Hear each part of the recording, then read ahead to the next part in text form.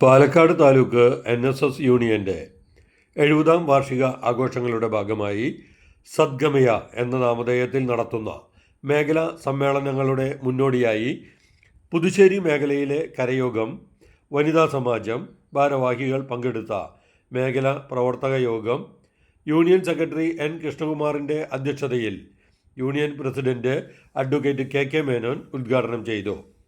Union vice president K. Sivanandan, union ഭാരവാഹികളായ R. Babu Suresh, advocate Mohandas Palatt, P. Santhosh Kumar, V. Rajamohan, A. Aji, K. Pradeep Kumar, M. Valsakumar, Ramesh Allath, V. Jayaraj, KS Ashok Kumar, taluk വനിതാ union ഭാരവാഹികളായ Anitha Shankar, Valsala Sreekumar, S. Smitha, V. Nalini, Sunitha Sivadas, Jayanthi Madhu, Puthussery Karayogam secretary Sudarsanan എന്നിവർ പ്രസംഗിച്ചു.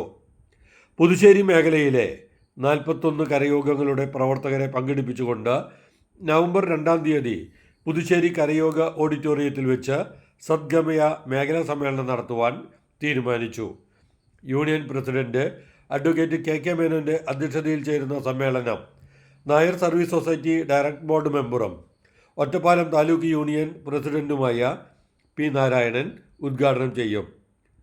Taliparamba taluk NSS union president advocate MM Shajith മുഖ്യപ്രഭാഷണം നടത്തും.